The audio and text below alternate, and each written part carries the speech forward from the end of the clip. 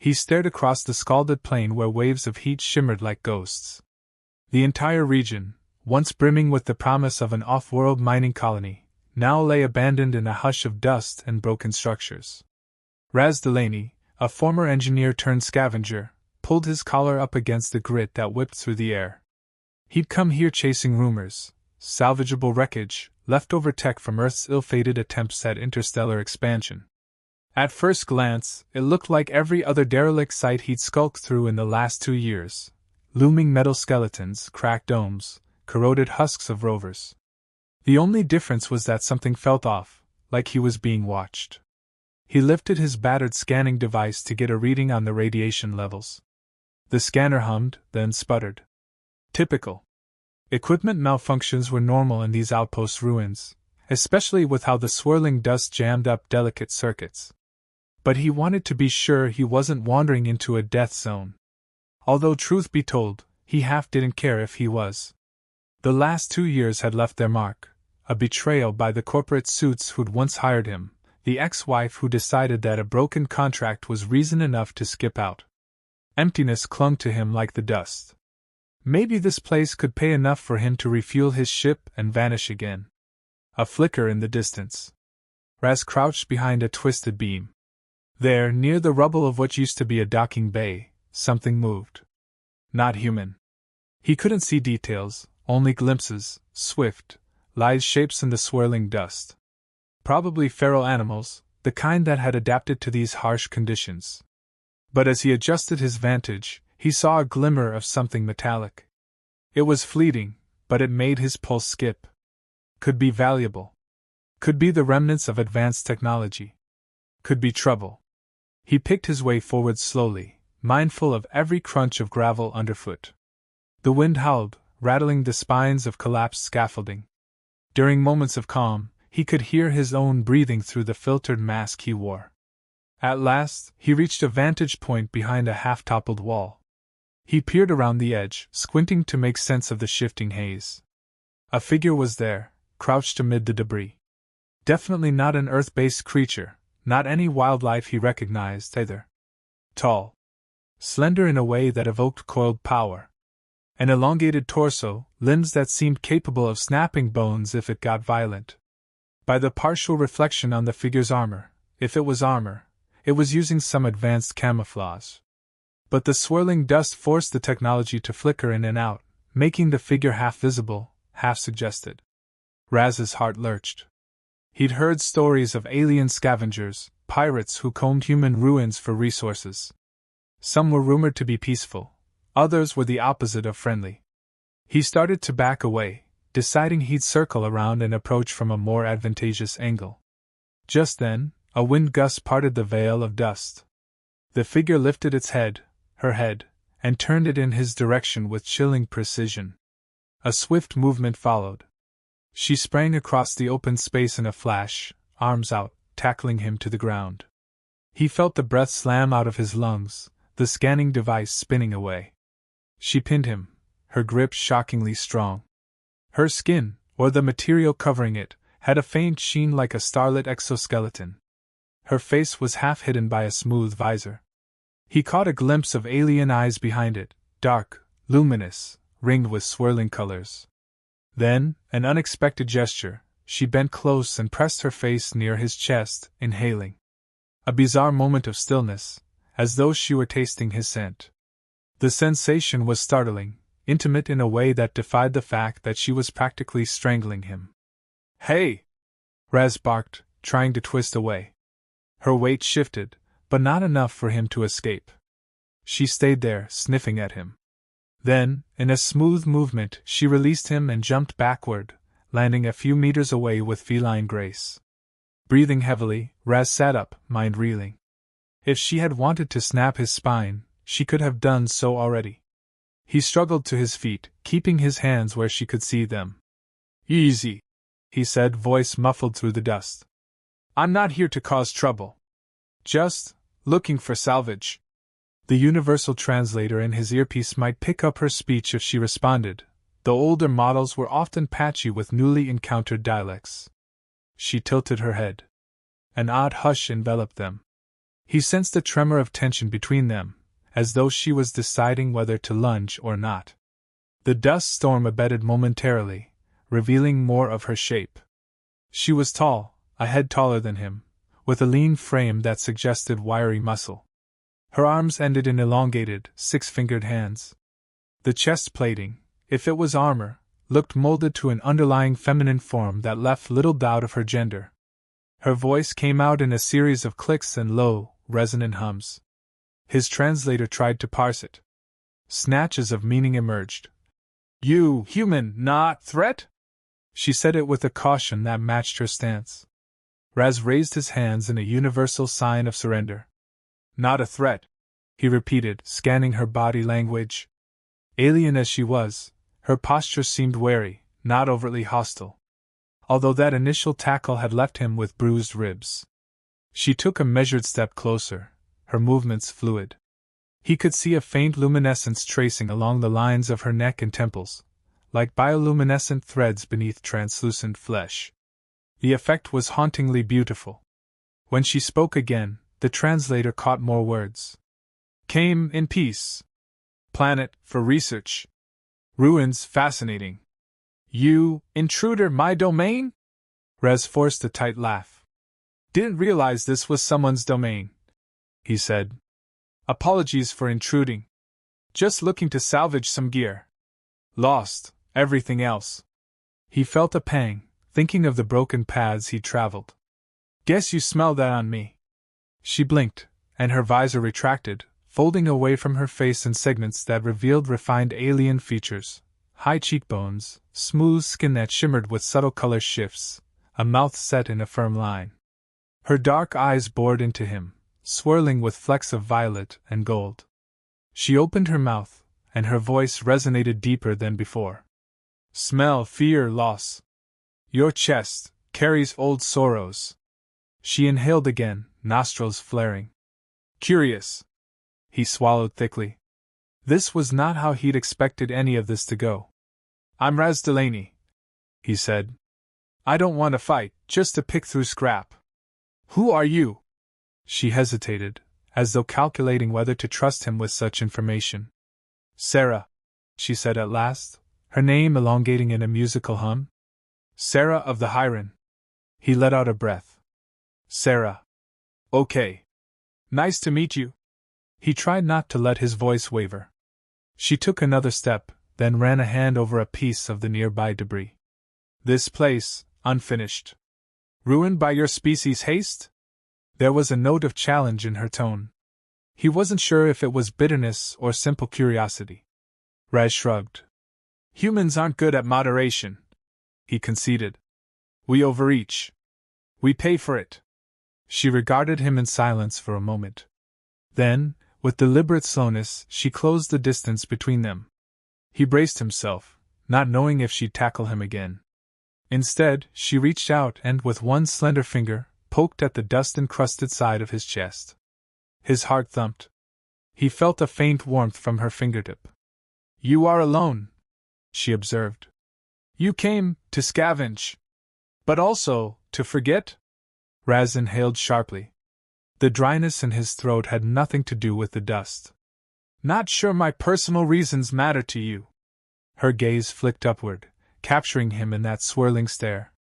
"They matter. Everything matters." She paused, then continued in a softer tone. "Hyrens sense emotional currents, through scent. Your sorrow is strong." She lifted her hand to her own face, inhaling the memory of him from her fingers. "Why do you suffer, human?" He stiffened, struggling not to let a stranger, an alien, probe his memories. "Like I said, not sure it's relevant." He cast a glance around, noticing that the dust storm had picked up again, swirling new drifts across the plains. "Look, we both want something. You want to explore these ruins, I want salvage. Maybe we can avoid killing each other." She studied him for a beat longer, then gave a nod that seemed loaded with unspoken meaning. Without warning, she turned and bounded away, melding into the swirling haze. Her camouflage flickered, then vanished. Raz was left alone, knees weak, chest throbbing from the tackle. The wind moaned through the empty structures, resonating in the hollow metal skeletons. Raz rubbed the back of his neck, trying to process. He'd met aliens before, but never under such strange circumstances. There was something profoundly intimate in how she had sniffed his chest, as though tasting his heartbreak, then commented on it. It left him unsettled, skittish. Part of him wanted to run back to his small craft, to get out of this place entirely. But the other part felt drawn. Drawn to the mystery of her presence, the gleam of her skin, the complex language forming on her tongue. He decided he wasn't leaving just yet. He retrieved his scanning device and dusted it off, ignoring the twinge in his ribcage. He would sweep through the ruins, gather anything of value, keep an eye out for her. The last thing he wanted was to get ambushed again, though he suspected that if she truly meant him harm, he'd be dead. That was a small comfort. The bigger question was, why was she here? And why did she care to press herself so close, inhaling his sorrow like it was perfume? A sharp breeze kicked up a swirl of debris. Raz pulled his hood tighter, stepped over a cracked support beam, and made his way deeper into the labyrinth of wreckage. The hush felt almost sacred, broken only by the scratch of metal on metal when the wind pressed two beams together. He reached a half-collapsed hangar, weaving around toppled cargo crates. Flickers of old Earth logos peeked through the peeling paint. Inside, the light was dim, just enough for him to make out the shape of old generators and half-rusted mechanical arms that once lifted cargo from star freighters. He rummaged, checking for salvageable parts. A few scraps looked promising, could fetch a decent price with the right buyer.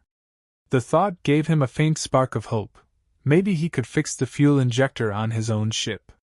Yet the memory of Sarah's strange warmth lingered in his mind. Her swirling eyes, the melodic hum of her voice, the way she'd pinned him with such ease. Perhaps it was foolish, but a wry chuckle escaped him at the absurdity. The alien girl said she came in peace, then tackled him and started sniffing his chest. The line felt almost comedic if you ignored how serious it had actually felt. A wave of adrenaline coursed through him again. He realized he wanted to see her again, if only to figure out what the hell she was doing. He turned around at a sudden movement. It was just a strip of loose metal clattering in the breeze. Exhaling, he tried to focus on the task at hand. He gathered a small pile of salvageable items, carefully tucking them into his backpack. Hours seemed to slip by. Outside, the dust storm howled once more, forcing him to shelter within the hangar. At last, the wind died down again to a gentle moan. He ventured out. The sun, if one could call the star over this colony, sun, was beginning to sink behind the horizon, turning the sky a dull violet. Long shadows stretched across the ground. Raz made his way through the rubble toward an old command center, thinking he might find more specialized tech there. The wind rattled loose panels overhead, creating eerie percussion that made him jump more than once.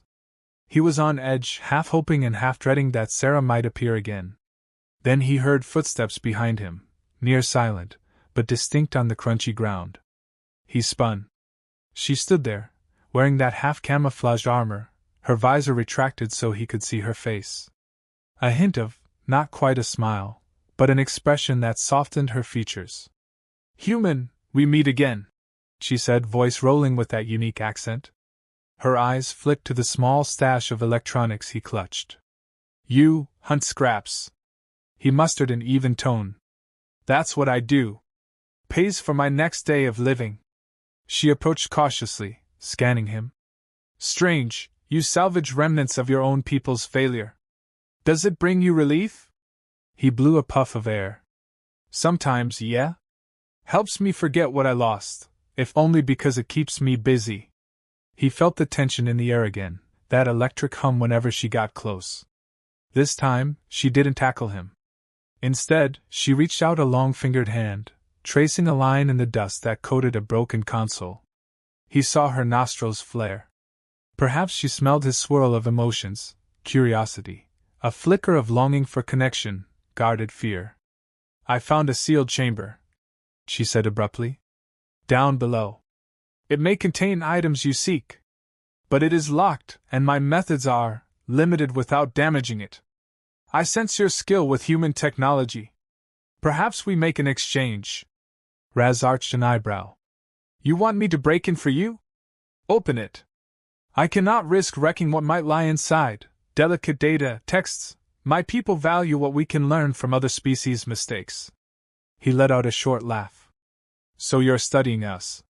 Looking at how we messed up, how we built half-finished colonies and let them rot. She cocked her head, luminous lines shimmering across her throat. We do not see you as simply messed up. We see contradictions. You are a young species with potential, but you are too hasty, too raw. We come to glean knowledge before the storms of time erase it all. And you're willing to share what's inside that chamber? She stepped closer, her voice dropping in pitch. If you open it, you can take what you wish. Except for certain data my people require. In return, you and I discuss matters. I sense your sorrow might hold lessons for both of us. Raz frowned. He felt an unexpected stir of vulnerability at the suggestion of discussing his sorrow with an alien who could literally smell his heartbreak. But salvage was salvage. All right, he found himself saying. Show me. A flicker of a smile touched her lips. Without another word, she turned and led him away, her footsteps nearly silent. Raz followed, unable to quell the strange swirl of anticipation that rose in his chest. He climbed down a steep flight of graded stairs, guided only by the soft luminescence from Sarah's body. She had turned off the flickering camouflage. Perhaps she trusted him now, or maybe she just needed to save energy for something else. Either way, the darkness pressed in, thick with the metallic tang of stale air. Raz could hear the distant drip of condensation from overhead pipes. A labyrinth of corridors spread out below, lit only by the occasional flicker of a cracked emergency light. This used to be a command sublevel, he said, scanning the gloom. Where are we headed? Sarah's voice echoed softly. Here. She stopped at a sealed blast door. The thick metal barrier bore scuffs of old attempts to break in. She gestured at the door's control panel, a relic of Earth-based technology. I tried forcibly opening, but there may be sensitive data inside. I do not wish to risk destroying it. Raz nodded. He set his backpack down and took out a small portable power cell and interface cables. He knelt beside the console, pried open an access panel, and started hooking wires to bypass the system. The door's electronic brains were old, but still salvageable with the right coaxing. As he worked, Sarah hovered behind him, watching intently. He could feel the weight of her gaze on the back of his neck, the way her presence charged the air. Her breathing was quiet, but distinct enough that he picked up its rhythm. A few minutes later, the console sparked, and the door hissed. Dust rained as ancient seals peeled away. Raz stood up, stepping back to watch the door slide open with a groan. Darkness yawned beyond. Instinctively, he reached for the small flashlight on his belt, flicking it on. The beam sliced through the gloom, revealing a room lined with old computer terminals and storage units. Broken chairs and scattered data cubes littered the floor. Sarah advanced first, her posture alert. Raz followed, scanning for anything dangerous. The air smelled stale, with a faint chemical tang. The room appeared to be some kind of records chamber, with rows of sealed cabinets built into the far wall. Old. Possibly containing logs and schematics that no one had touched for years. He moved toward the nearest cabinet, testing the latch. It was jammed. Some of these might be physically locked, he murmured. Sarah placed a palm on the cabinet door. Raz heard a faint hum, saw a shimmer in her fingertips, and then the latch clicked. The door swung open, revealing stacked data crystals. He whistled softly. Could be a gold mine, if I can convert these to something readable. Might be tech or design specs worth a lot on the black market. Sarah's eyes lingered on the crystals. My people want the historical data on your earliest expansions, lessons in your moral failings. But you may keep whatever else you find. Raz stifled a grin. Deal. He started rummaging, pocketing a few crystals that looked like they might hold valuable designs. Meanwhile, Sarah moved with care, picking out a handful that apparently matched whatever her scanners told her was valuable. For a moment, they worked side by side in silence. The flicker of ancient monitors cast dim reflections on her face, accentuating the luminous lines on her neck. Eventually, Raz found a worn logbook with scribbled notes. He thumbed through it, curiosity piqued by the personal records of an engineer who had once lived in this sublevel. The entries were bleak, describing failing equipment and diminishing rations.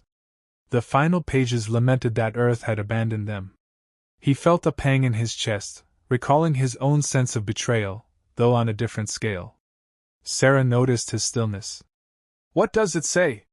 He hesitated. "It's someone's journal. They were stranded here, hoping Earth would send more supplies. She wrote that they lost hope when the solar storms got worse. People died. Eventually, she was alone." Sarah's eyes seemed to darken with empathy. She touched the logbook gently. "Such endings weigh on the spirit. Does it reflect your experience, human? Abandoned, alone?" He bristled. "Not exactly. But I know how it feels to be left behind." His voice emerged harsher than he intended. He tried to soften it. "Let's just say I know betrayal when I see it." Sarah studied him, silent. He expected her to press further, to sniff out the emotional resonance again. But she only turned away, scanning another batch of data crystals. "My people once lost a home world," she said quietly, her voice carrying a subtle quiver. "A cataclysm we did not foresee. We roamed the galaxy, searching for fragments of ourselves we scattered among the stars." Rez glanced at her, seeing the flicker of sorrow in her swirling eyes. "So you do understand?" She nodded once. The hush of the chamber seemed to cradle them. For a moment, the tension between them was replaced by a shared, somber understanding of loss. He found himself unconsciously stepping closer. She was so alien, yet so strangely relatable in that instant. "Sarah," he said softly, "I'm sorry for what happened to your people." Her gaze flicked to him. "Loss shapes us, but it does not define us. We adapt. We learn." She lifted a data crystal, turning it in the light. "And yet, some lessons remain elusive. How do you trust again, after your own kind leaves you broken?" Raz swallowed. He didn't have an easy answer. "You don't," he said at last. "Not easily. Trust has to be earned." She nodded in acknowledgement, as though it confirmed something for her. Then she moved away, continuing her search through the data storage. Raz lingered, unsettled by the vulnerability that hung in the air. He refocused on rummaging for salvage, letting the busywork distract him from the ache in his chest. Outside, the wind picked up again, a distant rumbling that hinted at a rising storm. Raz realized they might have to find a safer shelter for the night. He wasn't sure how the nights on this world worked, whether the temperature dropped drastically, or if local predators emerged. He glanced at Sarah, noticing the tension in her posture. She must have sensed it too. "Storm intensifying," she muttered, the translator picking up her words. "We should shelter." "Your craft, is it near?" Raz shook his head. "It's about an hour's hike from here, if the storm doesn't get too bad. But in these conditions, it could be a lot longer." Sarah considered. "There may be deeper levels, more intact structures. We can wait out the storm there."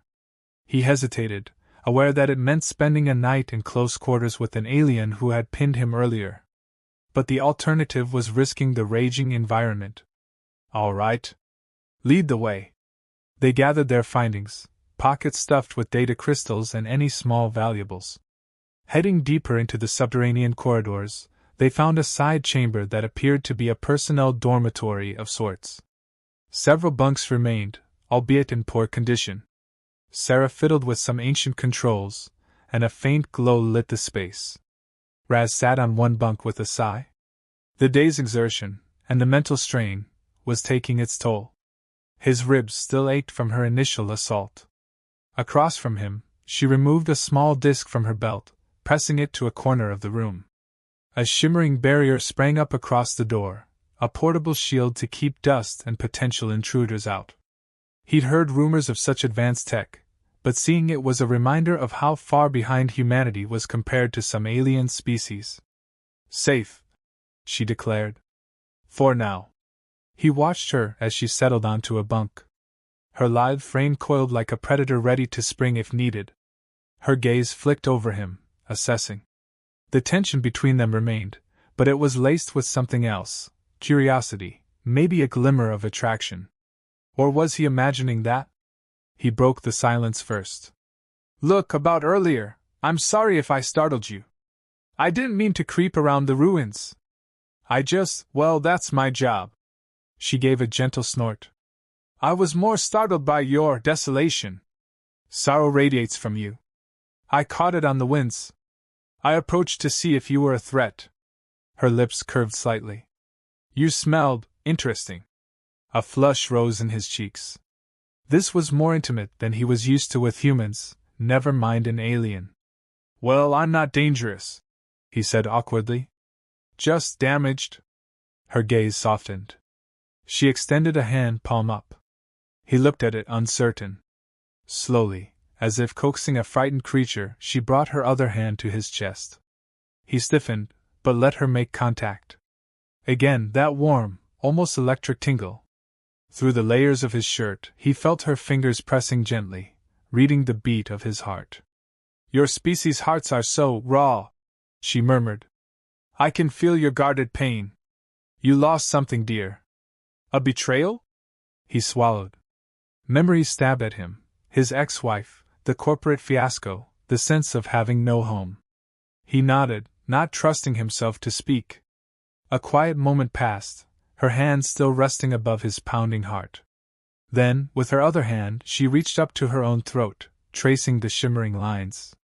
Her skin pulsed faintly, and a wave of warmth emanated from her, as though she were sharing some internal energy. Among the Hyren, she whispered, we sometimes share emotional burdens, through a neural touch. But I suspect it might overload your system. She dropped her hand from his chest. I do not wish to hurt you. Rez let out a breath he hadn't realized he was holding. He felt strangely disappointed that she'd broken contact. Thanks, I guess, he said, forcing a half laugh. Sounds intense. She nodded. It is. It can open old wounds or heal them, depending on trust. Silence stretched between them.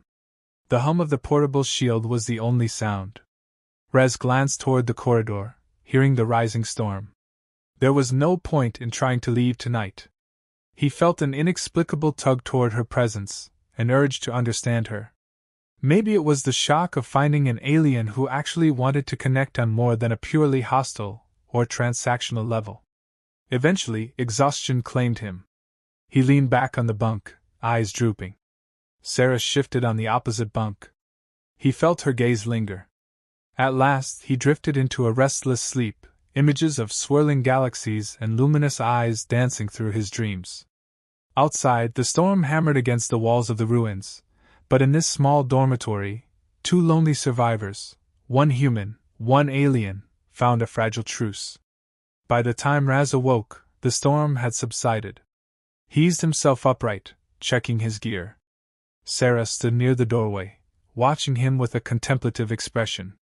For a split second, he wondered if she'd observed him sleeping, gleaning more of his vulnerabilities.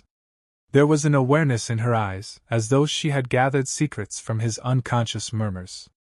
Without a word, she motioned for him to follow her. They exited the shielded chamber, stepping into the corridor. The air smelled cleaner, as though the storm had swept away some of the musty dust from the upper levels. Raz felt the ache in his body, a reminder of her physical strength, but he pushed the discomfort aside. They navigated a maze of hallways until they reached a partially collapsed staircase. Sarah hopped over a fractured step with inhuman grace. Raz followed more carefully, mindful of the precarious footing. Finally, they emerged into the daylight. A thin morning sun spread across the rubble-strewn landscape, casting long shadows that moved in the gentle breeze. Raz scanned the horizon. The plain was littered with twisted metal and half-buried structures. In the distance stood the silhouette of his ship, a battered vessel with patchwork repairs. He noticed that the dust had formed new dunes during the storm, shifting the terrain. It would be tricky to get the ship off the ground if the winds picked up again. He glanced at Sarah. What now? You got what you needed from that chamber. Are you leaving? She stared at the sky, swirling eyes reflecting the pale daylight. My own craft is hidden, some distance from here. But I sense a flux in the atmosphere. Another storm may come soon. Perhaps we exchange more. You have knowledge of these ruins.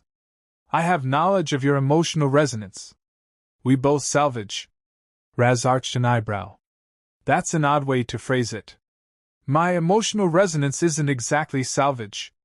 Sarah gave him a slow, thoughtful look. We collect experiences like data. Memories, regrets, desires, they shape us. My people believe that everything is a resource, especially the intangible. We process, we merge with it, we grow. She paused. You interest me, human. He felt heat creep into his cheeks again. Yeah, well, same. I've never met anyone quite like you. That sniffing thing. She flashed a quick grin, or what he assumed was a grin. I surprised you? Just a bit. A breeze tugged at the folds of her armor. For a moment, she seemed to waver, as if uncertain whether to reveal more.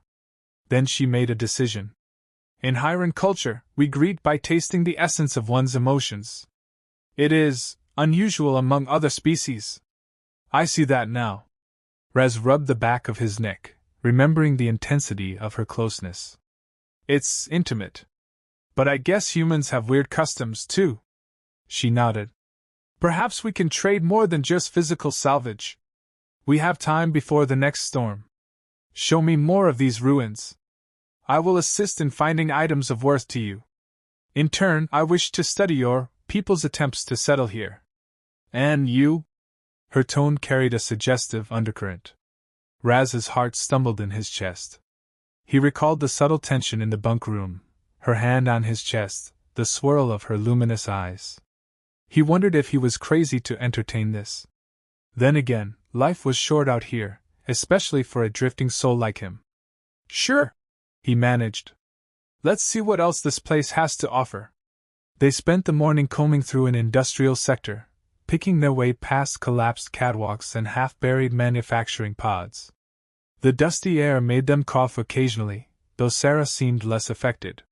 She explained that Hyran physiology allowed her to filter toxins more efficiently. He found himself quietly impressed, and a bit envious. In the shadows of a broken assembly line, they discovered a locked repository for high-grade mechanical components. With Sarah's help, they bypassed the security locks without damaging the interior. Raz's face lit up when he saw the pristine spools of superconductive wire and arrays of sealed circuit boards. This was valuable stuff. He stuffed as much as he could into his pack, feeling a surge of optimism about the payout. Sarah observed him with mild amusement. You do this to escape your past, yes? The credits you earn allow you to flee? Raz shrugged, not meeting her gaze. Yeah, more or less. Every time I fix my ship, I try to outrun something that's still inside me. Doesn't work too well, but at least it keeps me alive. She said nothing, but her eyes spoke volumes, a swirl of empathy and curiosity. They continued onward, weaving through corridors where the walls bore graffiti left by long-departed colonists. Words of desperation, last pleas for rescue. Each scrawled line felt like a ghostly echo, amplifying the unspoken tension between them. Sarah kept pausing to touch the walls, as though absorbing the emotional residue. Eventually, they found a sealed lab. The door's keypad was dead, the mechanism jammed. Raz pried open a panel to access the wiring. While he fiddled with it, Sarah stood close, leaning over his shoulder. He could feel her breath on the back of his neck, that subtle hum of her presence. Finally, with a spark, the door groaned open. A thick smell of stale air rushed out. Inside, the overhead lights flickered, revealing lab stations, tubes of unknown fluids, half-finished robotics projects. A tragedy in stasis. Raz coughed, stepping carefully past a row of shattered glass containers. Sarah prowled the perimeter, scanning with a device from her belt. This lab was for augmentations, she noted. Enhancements to human physiology. They tested ways to survive harsh off-world environments. Raz found a crate labeled Experimental Exosupport. He pried it open. Inside lay a partially assembled exosuit frame. He whistled, impressed by the advanced design. This is top-notch. Might be worth a fortune to the right buyer. Or I could even adapt it for my own use. Before he could do more than examine it briefly, Sarah held up a hand in warning. Careful. She pointed to a row of canisters that looked pressurized. They might be unstable after all this time. If we disturb them, the reaction could be toxic. Let me see if I can neutralize it. Raz stepped back, letting her approach. She extended a slender device that emitted a soft glow, scanning the canisters. A beep, then a brief hum. Whatever she did, it seemed to stabilize them. All clear, she said with a relieved exhale. You can proceed. Raz reached for the exosuit components, carefully lifting them free of the crate. He was about to stow them when something bright flickered in his peripheral vision. A small interface console in the corner of the lab had come to life, blinking as if trying to finalize a long-abandoned process. He and Sarah exchanged a look. Together, they approached the console. Its cracked screen displayed garbled lines of text. Raz tapped a few keys, coaxing it to respond. A partial data file popped up, showing the silhouettes of human test subjects with notes on vitals, neurological readings, and something labeled Neural Merge Initiative. Sarah leaned in, eyes widening. Fascinating. Your species attempted neural interfacing. You sought to share consciousness across workers or soldiers? Raz stared at the blurred text. I'd heard rumors that the corporations tried radical stuff out here. Must have ended badly. Otherwise, we'd have this tech back on Earth. A ghostly hush settled over the lab, as though the walls themselves resonated with the echoes of failed experiments. Raz's stomach churned at the thought of unlucky souls who might have been forced into these trials. The text on the screen hinted at mental breakdowns and irreversible side effects. He pushed aside the console in disgust. We should probably keep moving. Sarah nodded slowly, but not before she inserted a small crystal into the console's port, copying whatever data remained. Then she stepped back. Together, they gathered the exosuit components and left the lab, letting its tragic secrets remain sealed in dust. Emerging into the corridor, Raz felt a weight in his chest. All this stuff we humans tried, why? We were so desperate to push boundaries, we forgot the cost. Sarah's voice was gentle. And the cost was your own people. We Hiran, too, once paid a steep price for overreaching. Perhaps that is why I am drawn to these places, to see the mirror of our past. They walked in silence for a time, stepping around collapsed beams, passing broken windows that let in streams of golden daylight. Despite the gloom, there was a certain stark beauty in these ruins, the interplay of light, the hush of the wind. Raz caught himself glancing at Sarah's profile, the way her features glowed under the sun. He wondered what it would feel like to slip a hand around her slender waist, to lean into that swirling gaze. Heat flushed him at the sudden fantasy. He mentally scolded himself. This was an alien, for crying out loud. And yet, he couldn't deny the pull. As they turned a corner, they came face to face with a sudden cascade of rubble that blocked the corridor. Forced to backtrack, they paused near a panoramic window, a thick, reinforced sheet of glass that remained intact, providing a view of the wasteland outside. The twisted shapes of half-submerged buildings jutted up like bones. In the distance, another dust storm loomed, swirling with an ominous amber glow. Sarah rested a hand on the window, her reflection superimposed over the destroyed landscape. It's almost beautiful, in a tragic sense. Your species came here with hopes and dreams, but you left only ghosts. Raz couldn't argue. He stood beside her, also placing his hand on the glass. Their reflections aligned, two silhouettes in a world of ruin. I guess we always want to conquer new frontiers before we truly understand them. We keep making the same mistakes. She turned to him, her gaze intense. Maybe it is time for a new approach. Something cooperative. A flicker of vulnerability crossed her face. I know you do not trust easily, but I sense we could find something here. Something beyond salvage. He felt his chest tighten at her words, the hint of invitation they carried. He swallowed hard, trying to keep his voice steady. Yeah? Maybe we can. But it's complicated. She inclined her head. Complication is the path to growth. He managed a wry smile. You make it sound so easy. My track record with trust. Let's just say it's not great. Sarah reached out, gently brushing the back of his hand with her fingertips.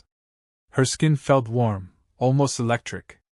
Then let's take it one step at a time. For now, let's find shelter. Another storm is coming. Rez nodded, pulling his gaze away from her mesmerizing eyes. The swirling dust outside had intensified, swirling in angry plumes. Another wave was on the horizon, set to unleash chaos. At her side, he felt a tenuous sense of possibility. He wasn't alone anymore, and that both thrilled and terrified him. With renewed urgency, they set off again, descending deeper into the complex in search of a safer refuge. Part of him whispered that this was a dangerous path. But another part insisted that maybe, just maybe, it was time to risk opening his guarded heart to something utterly unknown. They holed up in a section of the colony that still had partial power. The flickering overhead lights offered a semblance of comfort as the second storm raged outside, thunderous gusts shaking the walls. Raz and Sarah found a cramped break room, tables, chairs, some battered lockers. The sense of intrusion pressed on them, as though the ghosts of the former colonists disapproved of visitors. Yet it was the best shelter available. They sealed the door from within, jamming a piece of metal to reinforce it. Dust hissed against the outer walls, and the occasional metallic clang reminded them how violent the storm could be. Rez slumped into a chair, setting down his pack full of salvage. Sarah walked a slow circle around the room, scanning for threats or hidden passages. Satisfied, she sat across from him. Her luminous lines shimmered faintly in the dim light. For a moment neither spoke. The tension, the guarded curiosity, it all hung in the air. At last, she broke the silence. Your ribs, she said softly, gesturing to where she tackled him the previous day. They still pain you? He gave a half-smile. I've had worse, but yet it's still a bit sore. You hit like a freight hauler. A ghost of amusement flickered in her eyes. We are strong. I apologize. I perceived you as a threat initially. Rez shrugged. Better safe than sorry, right? He paused, then added, Thanks for not finishing me off. Her expression grew solemn. I am not here to kill. My mission is to gather knowledge. My methods were abrupt, but I had to be sure you were not part of a larger incursion. Raz glanced around the break room. Old posters peeled off the walls, advertising safety protocols. A sense of unreality settled in. He was sitting across from an alien female who sniffed his emotions and apologized for tackling him. Life had taken a bizarre turn.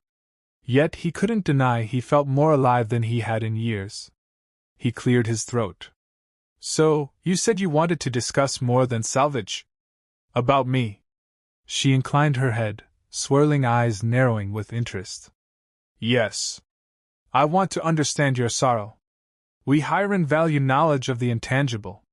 Each species has unique ways of coping, or failing to cope. We learn from your suffering. Raz folded his arms. And in return, what do I get? A wry tilt of her mouth. Perhaps I can share aspects of our culture, ways that might help ease your burden. Or simply my presence, if that is what you desire. She looked away momentarily, as if embarrassed by her own boldness. His chest tightened at her words. He wasn't sure what he desired, just that the magnetic pull between them had grown stronger since they first met. I used to be an engineer for a big corporate mining outfit, he began.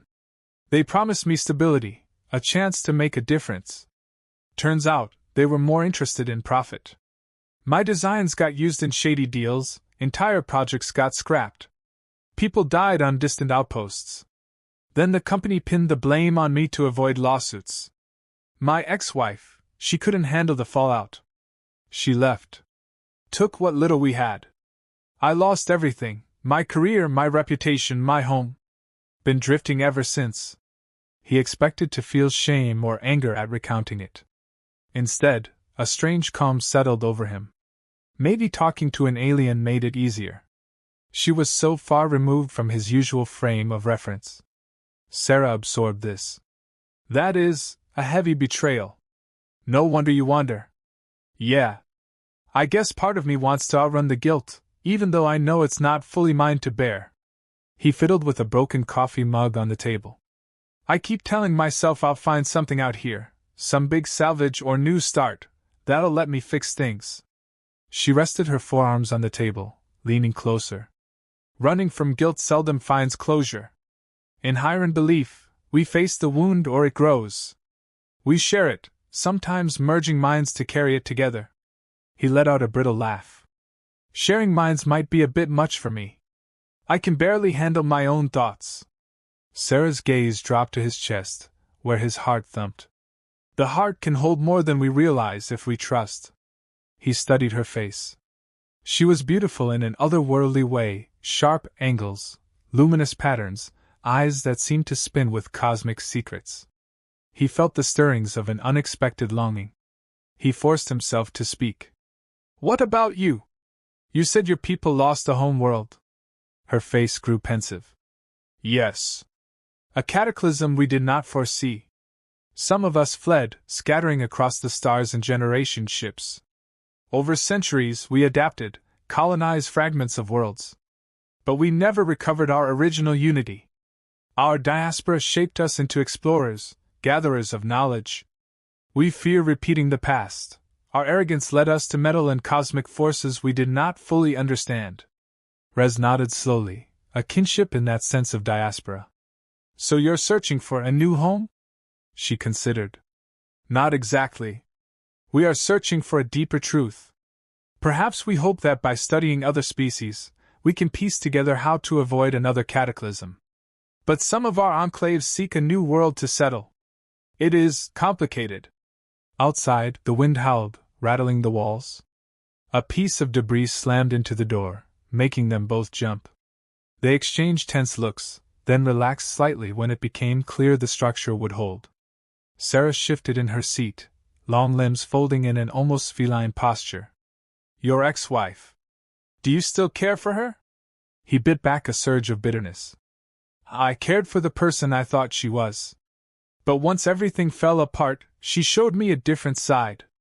She left me to take the fall, never looked back. Maybe I'd forgive her if she'd given me a chance to explain. But she didn't. He expected pity or condemnation. Instead, Sarah reached out and gently placed her hand atop his. A warm pulse passed between them, a subtle wave that made the hairs on his arms stand on end. Her voice was soft. I cannot fix your pain. But I can share it for a moment, lessen its grip on your soul. A nervous flutter ignited in his stomach. He was both drawn and wary. The last time she'd gotten close, she'd tackled him, then sniffed his sorrow. But now, this gentleness. He stared into her swirling eyes. They seemed to reflect a galaxy of experiences, joys, tragedies. Slowly, he turned his hand palm up, letting her fingers slide into his. A sharp inhale. He felt something intangible pass between them, a resonance, an undercurrent of emotion too complex to name. She trembled slightly, as though tasting his memories. Her eyes half-lidded, and her lips parted in a silent gasp. He felt a surge of longing that startled him. It was like she was siphoning not just the sorrow, but also the flickering hope he kept buried. When she finally withdrew her hand, she exhaled, body shuddering. Your heartbreak is deep, she murmured. But so is your capacity for devotion. You have not lost that. Raz's breathing was ragged. He felt oddly lighter, though tears stung the corners of his eyes. Yeah, well, there's not much call for devotion when you're scraping by in the junk trade. She shook her head, meeting his gaze. Perhaps you simply have not found a cause worthy of it again. Their eyes locked. Time seemed to slow, the ambient hum of the overhead lights fading into the background. A fierce, unspoken tension built in the space between them. He felt an urge to close the distance, to bury his face in the warmth of her neck, to let her alien presence surround him. Yet he held himself back, uncertain, afraid of what it meant. She sensed his hesitation. Instead of pushing, she stood, moving to the small window slit that overlooked the swirling storm. "We still have hours before the storm passes," she said quietly, changing the subject. "Tell me more of your works, your engineering. Did you once have pride in it?" Raz cleared his throat, grateful for the shift, but also feeling a pang of loss at the broken moment. "Yeah. I was good at it," he admitted. "Designed some of the best deep space thrusters of my time, ironically. But it got overshadowed by corporate greed." He let out a bitter laugh. "Now I design patchwork repairs on my own bucket of bolts so I can roam from ruin to ruin." She turned, leaning against the wall. "Perhaps your skill can serve a nobler purpose. My vessel's thrusters are due for an upgrade. Maybe you can assist me. In return, I can share more of what I've collected: maps, knowledge, even opportunities for salvage." He eyed her curiously. "You're offering me a job? Call it an alliance. A chance to make both our journeys more fruitful." He ran a hand through his disheveled hair. "I'm not used to trusting people, let alone aliens. But I'm tempted." He rubbed his chin. "Where is your ship, anyway?" She hesitated, as though deciding how much to reveal. "Some distance to the north, cloaked. We'd have to cross the storms. But with your skill, we might find a safer path." Raz nodded. "All right. Let's survive this storm first. Then we can talk about traveling together." A faint smile curved her lips. "Agreed." A lull followed, the air thick with unspoken tension. Raz rummaged in a nearby cabinet, hoping to distract himself with something, anything. He found a pack of ancient protein bars, long expired. He grimaced, tossing them aside. Sarah watched him with an amused glint in her eyes. In the faint glow of overhead lights, their shadows loomed on the walls, merging and separating like a dance. He sensed they both felt the swirl of possibility, the uncertain line between alliance and something deeper. As the storm roared outside, the foundation of this once human colony shook, but the break room held. So did the fragile connection forming between them, two exiles, bruised by betrayal, drawn by curiosity. He wondered if the old building could stand as a metaphor for his life, battered by storms yet refusing to collapse entirely. Perhaps she was the missing piece, or perhaps just another fleeting encounter. But in that moment, pressed together by necessity, he found himself daring to hope that something more might grow in the ashes of abandonment. The wind howled, driving the storm onward. Yet inside those battered walls, a hush of shared vulnerability cast a protective circle around them. Their eyes met across the short distance, a silent pact that, for now, they'd weather the storm together. When morning light finally broke through the battered windows, they ventured outside. The storm's fury had sculpted the landscape anew, burying some areas and revealing others. Raz shouldered his heavy pack, scanning the horizon for signs of movement. Nothing but the lonely whistle of wind across twisted metal. Sarah stood beside him, eyes narrowed at the shifting dunes. "My cloaked vessel is perhaps a day's journey away, if we navigate carefully." He frowned, recalling the unpredictable weather patterns. "A day? That's a long trek out in the open. My own ship is closer, but not by much." She cast him a sideways glance. "We could attempt to use your ship to reach mine. But the storms might ground us both if they rage again." He exhaled slowly. "We can try. My craft's not exactly top of the line, but it can handle short hops if the wind stays calm." He paused, noticing that the sky was relatively clear. It might be their best window. "Let's head to my ship, see if we can power it up, and attempt a short flight north." She nodded, and without further delay, they set off. The trek was grueling. The remains of the colony stretched for miles, half-buried corridors, rusted fences, collapsed watchtowers. Each step kicked up dust that clung to sweat-soaked clothes. Raz occasionally checked the handheld scanner for radiation spikes, but it seemed stable enough, aside from small pockets of contamination near old fuel dumps. Sarah walked with fluid grace, barely seeming winded. Her elongated limbs and flexible joints allowed her to navigate rubble with ease, while he labored to keep up. Despite the physical effort, he felt a sense of camaraderie building. They shared the occasional wry comment, like when he tripped on a hidden pipe and she caught him with surprising gentleness, her face lighting with a mischievous smirk. Eventually, they arrived at the outskirts of the colony. The skeleton of a once grand gateway arched overhead, battered by time. Beyond lay open desert, hammered flat by wind. In the distance, a squat shape gleamed in the sunlight, Raz's ship. It was a homely vessel, patched with mismatched plating, but it had kept him alive thus far. Sarah eyed it. "So, this is your craft?" Raz scratched the back of his neck, feeling a touch defensive. "Don't judge a book by its cover." "She flies." Her lips quirked in a small smile. "I have no doubt." "Show me." They closed the distance, trudging across shifting sand. The hull's scorch marks and dents testified to Raz's previous scrapes. The cargo ramp groaned in protest as he lowered it, revealing a cramped interior that smelled faintly of engine oil and old coffee. "Home sweet home," he muttered. "Watch your step, some panels are loose." Sarah ducked inside, taking in the clutter of tools, half-disassembled gadgets, and personal effects strewn about. Her nose wrinkled at the scent. "It's cozy," she offered diplomatically. Raz snorted. "Yeah, cozy. Let's see if we can get the engine fired up." He made his way to the cockpit, tapping at a series of switches. The engines coughed, sputtered, then roared to life. A wave of relief washed over him, tinged with pride that his haphazard repairs were still holding. He patted the console. "Told you she'd fly." Sarah remained at the entrance, scanning the interior with a curious expression. He wondered what she was thinking. Did she find it pathetic? Or was she intrigued by his resourcefulness? He decided not to dwell on it. They had a task at hand. Once the engine settled into a steady hum, Raz gestured for her to sit in the co-pilot's seat. She slid in gracefully, her tall frame folding into the small space. Her luminous eyes flicked over the controls. "Primitive interface, but functional." He arched an eyebrow. "Primitive, huh? Well, let's see your fancy craft, and we'll compare." Despite his joking tone, a spike of nervous excitement hit him.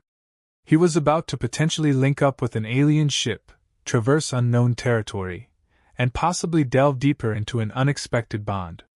What could go wrong? With a careful throttle, he eased the ship off the ground. Dust swirled beneath the landing gear. The instruments beeped, warning of turbulence, but the skies looked calm enough. He maneuvered them upward, gaining altitude over the battered colony. From this vantage, the devastation stretched in every direction, a sea of twisted metal and sand-blown ruins. It was both awe-inspiring and sobering. Sarah stared out the window. "Your kind built large with ambition. Yet it fell so easily." Raz let out a quiet sigh. "Ambition without foresight. That's our downfall." They flew low and slow, scanning for incoming storms. The trip north took them over ridges of sculpted dunes, stark canyon-like rifts, and fields of debris.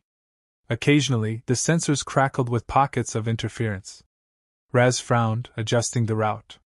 "Might be leftover radiation or electromagnetic anomalies from the colony's meltdown. Need to steer clear." Sarah nodded, fingers dancing over the co-pilot console. She input coordinates, guiding them toward her hidden craft. Several hours passed in tense navigation, both of them scanning the horizon for the first sign of swirling dust. Thus far, they were lucky. At last, Sarah directed him to a rocky outcrop that jutted from the desert plain. The sensors detected a faint energy signature emanating from within. "There," she said, pointing. "Land behind that ridge. My vessel is cloaked in a nearby alcove." Raz brought the ship down, dust pluming around them. They powered down the engines and disembarked, the hot sun glaring overhead. Sarah led him across the rocky terrain until they reached a wide cleft in the stone. She pressed a small device against the air, and the cliff face shimmered, revealing the sleek outline of her concealed craft. Raz's mouth fell open. The vessel was about twice the size of his, shaped with elegant curves and glowing with faint lines that pulsed in a rhythmic pattern. No obvious thrusters or wing structures, just a seamless, organic design that reminded him of some advanced biotech. He felt a twinge of envy. Wow! That's something else. Sarah approached it, pressing her palm to the hull. It rippled, then parted to form an entrance. Welcome to my ship, though it has no name in your language. He stepped inside, blinking as the interior lights adjusted to their presence. The corridors were smooth, the walls glowing with a soft bioluminescence. A gentle hum resonated through the air, like the vessel itself was alive. This is incredible, he breathed. Everything is so fluid. She nodded proudly. Higher-end vessels incorporate organic components. It allows for partial neural linking, better responsiveness. However, it requires specialized maintenance. The thruster system has been degrading. That is where you come in. Raz scanned the interior, noting the unusual interface stations. He could see how her talk of neural merging made sense. Some of the control panels appeared designed to interface directly with a pilot's body or mind. The thought made him uneasy. Sarah led him to an engineering bay. The space was dominated by a large cylindrical core that pulsed with faint light. Our main drive, she explained. The thruster cones are along the exterior, but we can access them from within. I can show you the schematics we have on your data crystals. Maybe we can adapt Earth technology to reinforce them. He nodded, stepping forward to examine the open compartments. He recognized some mechanical principles, magnetoplasma channels, exotic coolant lines, but the rest was alien. I'll do what I can, he said, rolling up his sleeves. Might need a few parts from my ship or from the colony, but I'll figure out something. Sarah watched him, her posture poised. Good. Meanwhile, I will see to your accommodations. You may rest here if you wish. The environment is more stable than your vessel. Raz paused, a bit overwhelmed by the strangeness of it all. Aye, thanks. That might be good. I can start working on your thrusters, and we can share salvage. Maybe even do some joint explorations. But let's take it slow, okay? She regarded him, swirling eyes narrowing slightly. Slow. Yes. Humans do not merge minds so easily. We adapt. An undercurrent of wry humor colored her tone. And I promise not to tackle you again, unless necessary. He gave a half laugh, recalling their initial meeting. I'll try not to smell too threatening. She stepped closer, brushing her fingers against his forearm in that electric gesture. Your scent is more curious than threatening now. Her voice dropped a notch. I sense your guarded walls. But also, interest. You want to learn more about me. He swallowed, heart thudding. Yeah, I guess I do. A faint smile curved her lips, revealing small, pointed canines. Good. Because I wish to learn more about you as well. She turned away abruptly, motioning for him to follow further into the ship. Let me show you the living quarters. Then we can begin the thruster repairs. As he trailed her slender form through the softly glowing corridors, Raz felt the weight of the path he was taking. He was stepping into an alien domain, both physically and emotionally. Some primal part of him warned of danger, but another part, the one that yearned for connection, urged him forward. The hush of the ship's organic hum became the soundtrack to this new phase of his existence. He had no idea what lay ahead. But for the first time in years, he felt a spark of possibility, something beyond salvage, beyond regret. Here, with Sarah and her living ship, he might find not just a new frontier, but also a chance to heal the wounds he'd been carrying. The future stretched before him, unknown and beckoning, as haunting as it was alluring. Days blurred into a rhythm of collaborative work. Raz spent hours in the engineering bay, examining the alien thruster systems, cross-referencing them with data from Earth's technology. In the corner of the bay, a holographic display showed rotating schematics, shifting under Sarah's direction. She was a quick learner, eager to integrate his knowledge. Meanwhile, he marveled at the intricacy of higher-end biotech, which seemed to meld living tissue with mechanical components. Between bouts of engineering, they prowled the desert ruins, gathering the last few parts they needed. The journey back and forth tested their tenuous trust. But each time, they returned to Sarah's vessel unscathed, the cargo hold filled with more salvage. Their banter grew more relaxed. He teased her about the time she tackled him, and she teased him about his sweaty, dust-caked clothes. When she laughed, it was a quiet, musical sound that lit her swirling eyes from within. At night, they shared the ship's communal area, a space with curved benches and soft, pulsing lights. The air was cool and subtly perfumed, as though the ship exhaled gentle fragrances to relax its occupants. She explained that the vessel adjusted its environment based on the pilot's emotional state. Rez found it both eerie and comforting. Over shared rations, his mostly dried protein packs, hers a curious paste derived from alien flora, they talked about their cultures. He described Earth's grandeur and follies. She described the Hyran diaspora, the enclaves scattered across star systems, each adapting to different conditions. Her words were tinged with longing for a sense of unity lost. He felt a surprising kinship. Both of them had been cast adrift by forces larger than themselves.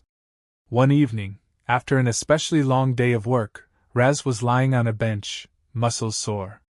Sarah approached, standing over him with an enigmatic expression. "You push yourself hard," she remarked. "Engineering all day, then rummaging for parts. Are you not tired?" He groaned. "Dead tired." He tried to sit up, but a spasm in his back made him wince. "Guess I'm not as young as I used to be." She knelt beside him. "Hyran have a technique for muscle relief.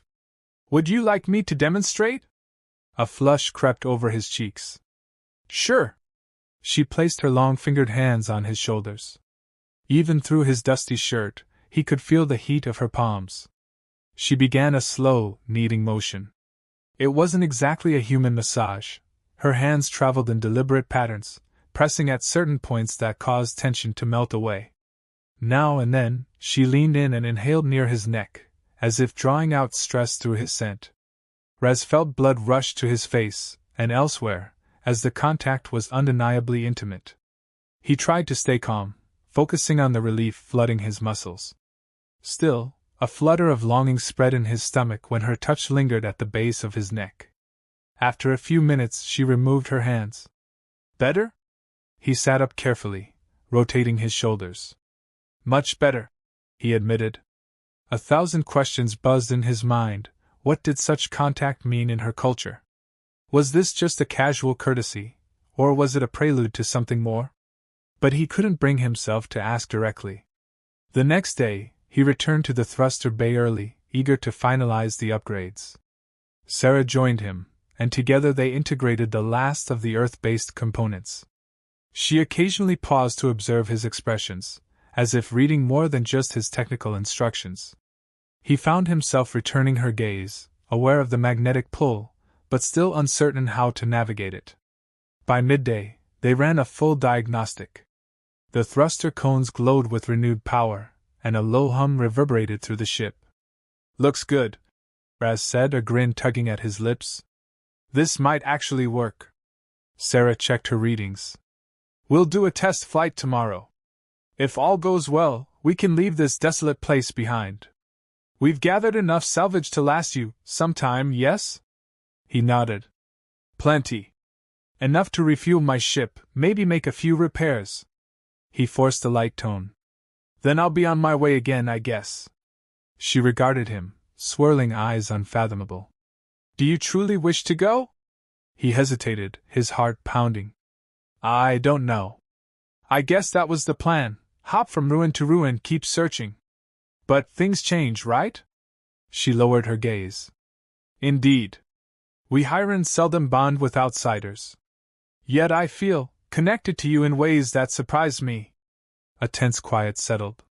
The hum of the thrusters filled the space, underscoring the charged moment. Raz mustered the courage to speak. "I feel it too," he admitted. "You scare me, because you're so intense. And I'm not exactly stable, you know?" Sarah took a step forward, bridging the distance between them. "Stability is overrated," she murmured, a flash of humor in her eyes. "We are exiles. We live on the edge of storms. Perhaps that is where our truths lie."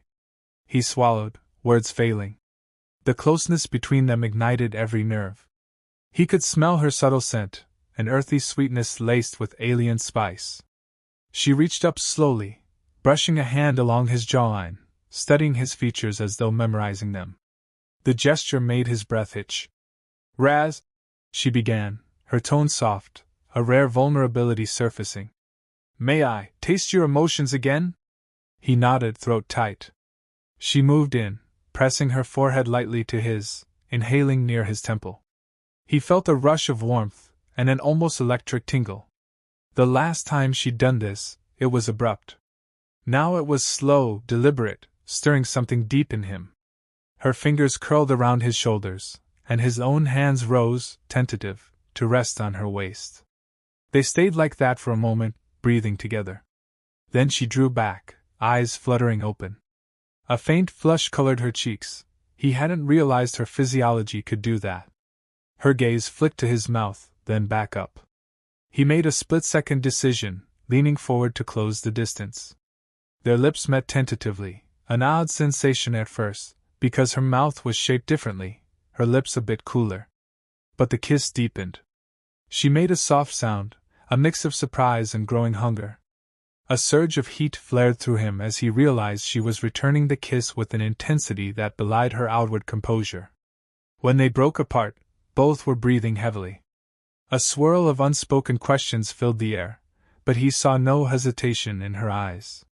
She exhaled, a quivering smile tugging her lips. "So that is how humans share closeness." He gave a shaky laugh. "It's one way." Emotions churned, a mixture of relief, excitement, and an echo of fear. This wasn't just a fling. Something about the depth of her presence, the bond she'd spoken of, it felt big, almost bigger than he could handle. But for the first time in a long while, he dared to want something, someone. She lifted her hand, pressing it to his chest, feeling his heart pound. "Your heart is strong," she said softly, "but bruised. We can heal, if we share. That is the Hiran way."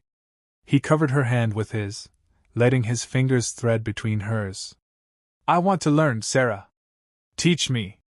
Her eyes lit with a swirl of color. She nodded, then stepped back slightly, leading him by the hand out of the thruster bay.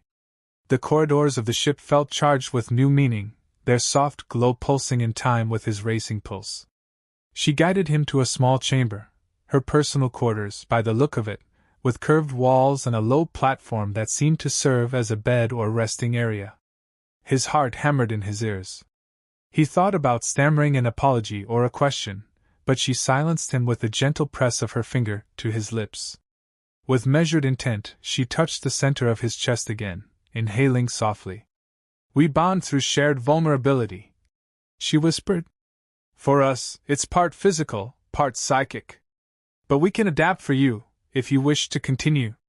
He found himself nodding, though a tremor of anticipation rippled through him. "I do." She guided him to sit beside her. Light from the living walls shifted into a muted, intimate glow. Her hands traveled over his arms, shoulders, chest, exploring him with a blend of curiosity and desire. He shuddered at the sensation, letting her set the pace. Her voice dropped into a series of low hums, a musical language that bypassed the translator and resonated in his very core. As her mouth found his again, the hums vibrated through him.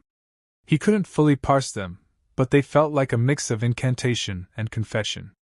In turn, he let his hands explore the contours of her body, the subtle armor plating that seemed fused to her skin, the warm flesh beneath. She made a soft, throaty sound when his fingers grazed the luminous lines that traced her neck. A fierce tenderness flared in him, an urge to protect and cherish this strange, mesmerizing creature. Her hums grew more intense. She pressed her brow to his once more, and he felt a pulsing energy flow between them. It wasn't telepathy exactly, more like heightened empathy. Snatches of images flashed across his mind, glimpses of her lost world, shimmering cities, a cataclysmic burst of cosmic fire. He gasped, tears prickling as he caught the echo of her people's despair. Then he felt her recoil slightly, as though overwhelmed by the depth of his own regrets. He tried to hold back, to shield her, but the connection didn't allow for easy barriers. "Shh," she whispered, steadying him. "Let it out." We share to heal. He clung to her, shaking, as waves of unresolved pain coursed through him. In that raw moment, her presence was both a lifeline and a crucible. He surrendered, letting the sorrow crest. And she held him, humming low, channeling the ache away. He didn't know how long they stayed like that, entangled in physical and emotional closeness. When the intensity finally ebbed, they found themselves lying on the low platform, limbs entwined. The air felt charged with post-storm clarity. She brushed his hair back from his damp forehead, her swirling eyes filled with tenderness he hadn't expected.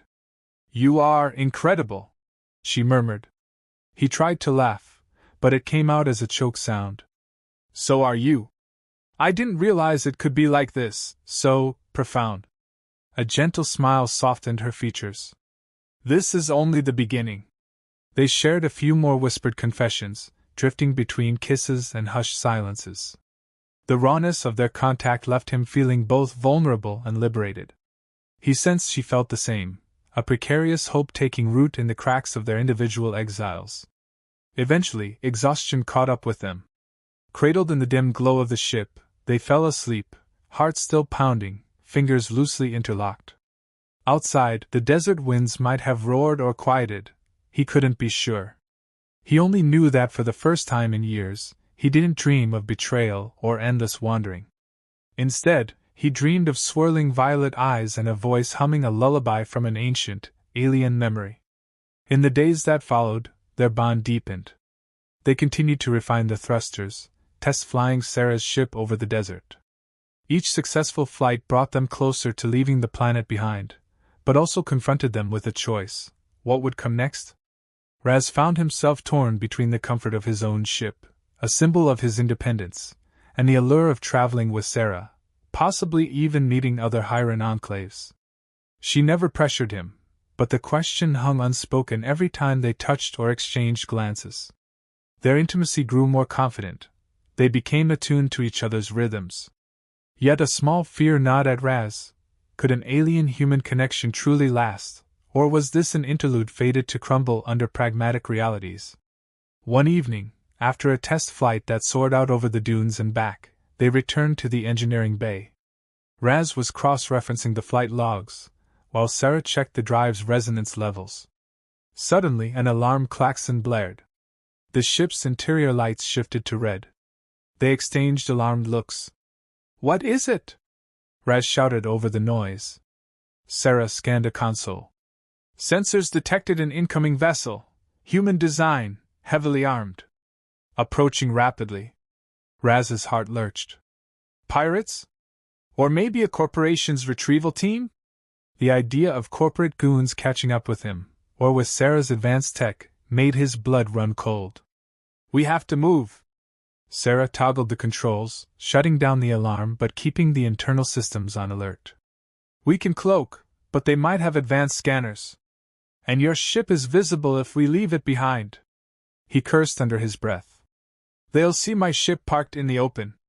That alone is suspicious enough for them to search the area." Her swirling eyes narrowed. "We must decide quickly, attempt to outrun them in your craft, or remain cloaked here and hope they do not detect us." Raz grimaced. "My ship isn't fast enough to outrun a heavily armed vessel. They'd catch me in no time." He placed a hand on Sarah's shoulder. "We should get out of here in your ship. We can cloak mid-flight, maybe slip past them." She nodded, though her jaw clenched. "What about your possessions aboard your craft?" He swallowed. "We can grab essentials, then jettison the rest. Better that than letting them track us." Even as he said it, a pang struck him. His ship was the last vestige of independence. But survival mattered more. They rushed to gather key items from his vessel: personal tools, data crystals, some leftover salvage. He parted with the rest, feeling a sting of loss but also a strange relief. Maybe it was time to let go. Within minutes, they were back inside Sarah's sleek ship.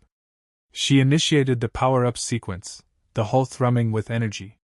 The cloak shimmered, rendering them nearly invisible to external scanners. As they lifted off, Raz watched the external display. Sure enough, a large, angular craft soared overhead, scanning the terrain with searchlights. The pilot was skilled, executing a broad sweep of the area. He felt his pulse spike. If they had advanced scanning tech, they might detect the distortions from Sarah's cloak.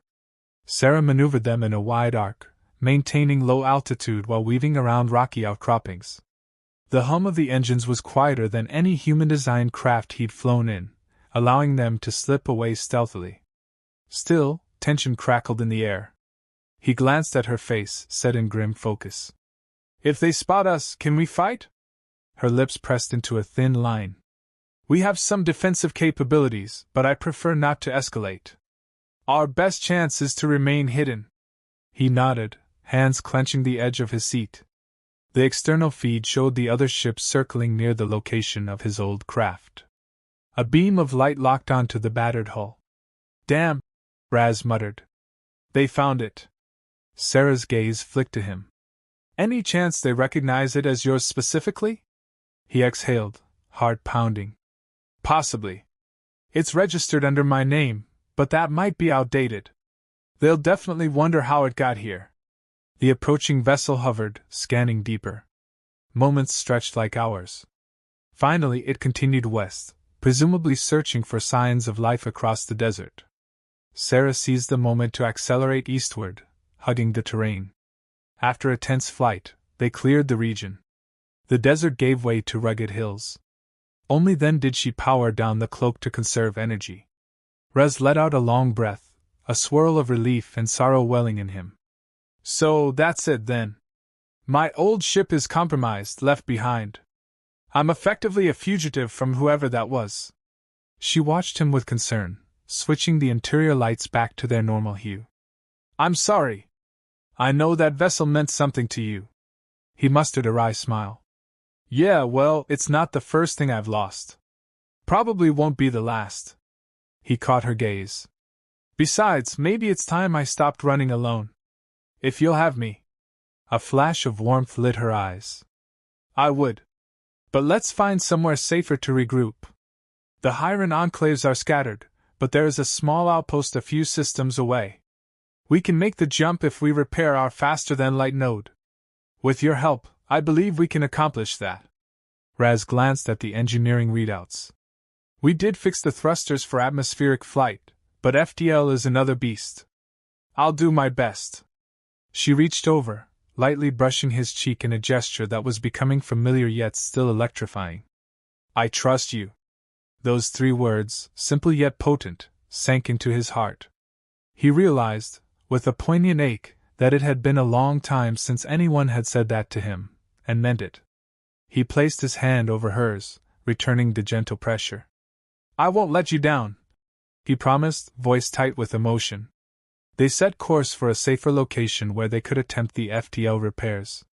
The planet's horizon stretched out before them, a barren landscape morphing into distant canyons. Sarah piloted with deft precision, while Raz monitored systems, occasionally glancing at her in quiet admiration. He marveled at how quickly they had formed a bond that felt stronger than anything he'd known in years. As dusk approached, they found a sheltered canyon. Sarah landed, powering down to minimal systems. The ship's interior glowed softly in the falling darkness. They shared a meal, each lost in their own thoughts. At length Sarah spoke. "Raz, if we complete the jump, you will be leaving human space behind. Are you ready for that?" He leaned back, eyes drifting across her luminous lines. "I don't have much tying me to human space anymore. Corporate scum, old betrayals. Maybe it's time I found a new horizon." She weighed his words.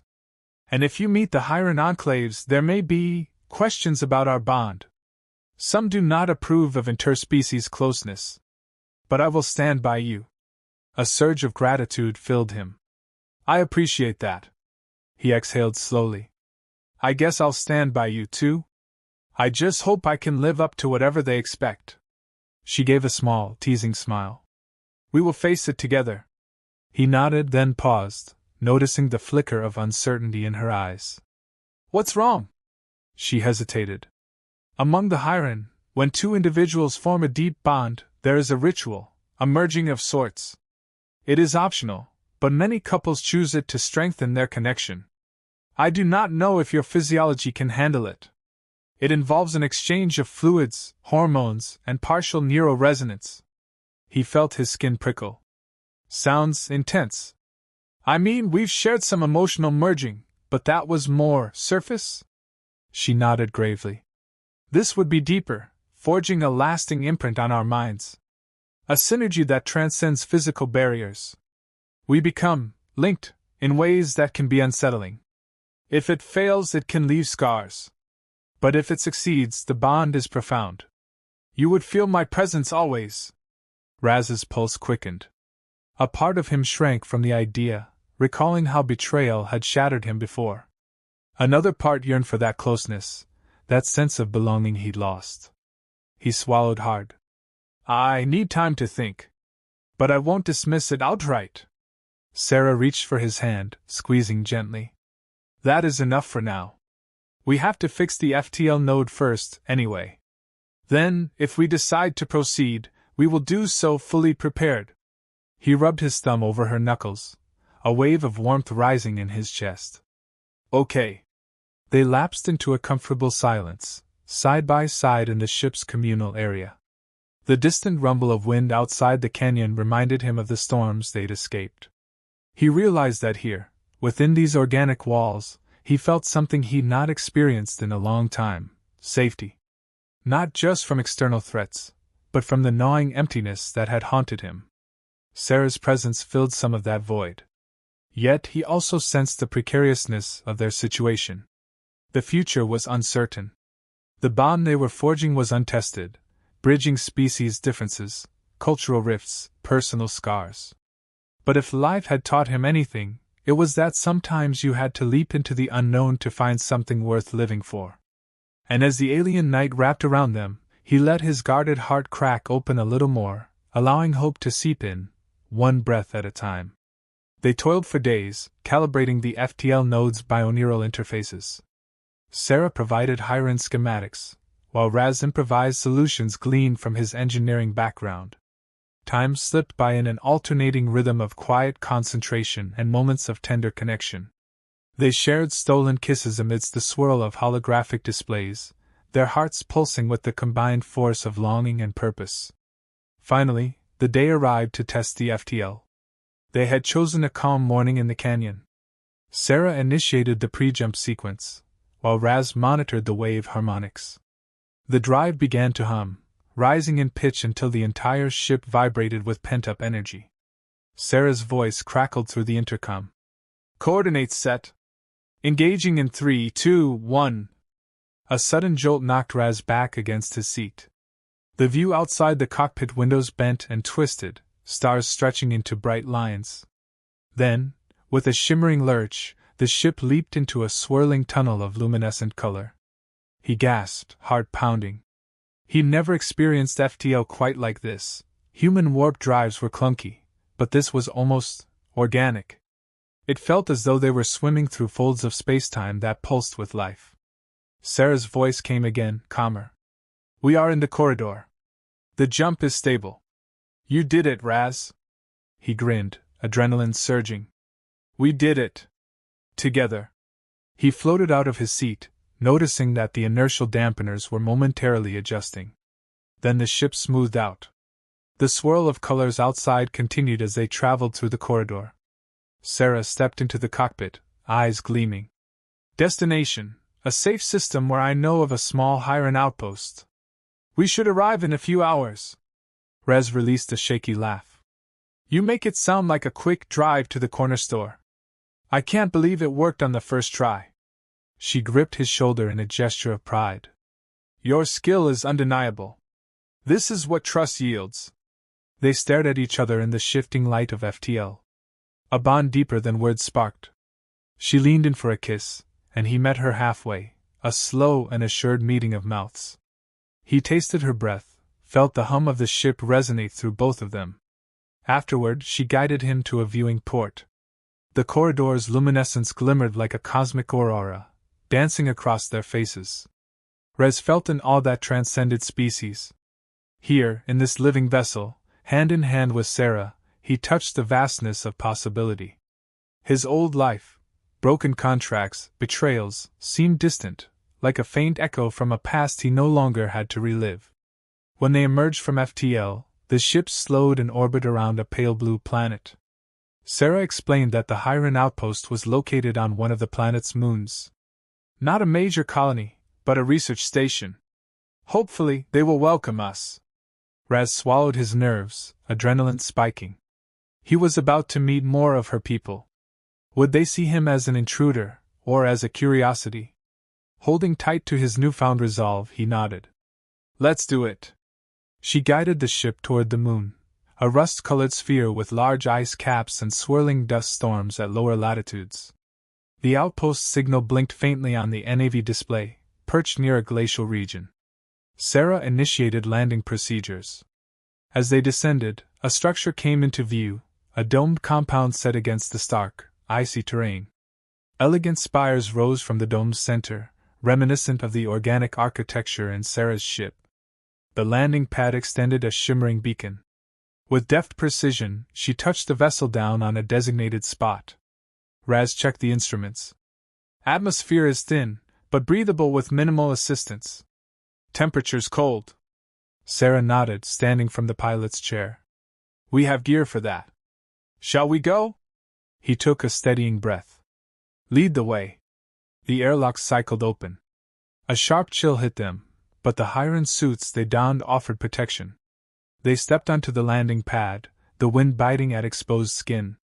A set of doors slid open from the dome, revealing several figures approaching. Raz's heart pounded. The newcomers were clearly Hiran, similar to Sarah in their elongated limbs, bioluminescent lines, and sleek attire. One figure stepped forward, removing a thin helmet. Their eyes flicked over Raz, then settled on Sarah. Sarah! The figure greeted in a low hum, the translator capturing the essence of warm surprise. We did not expect you here so soon. This is a human? Sarah inclined her head respectfully. Yes. This is Raz.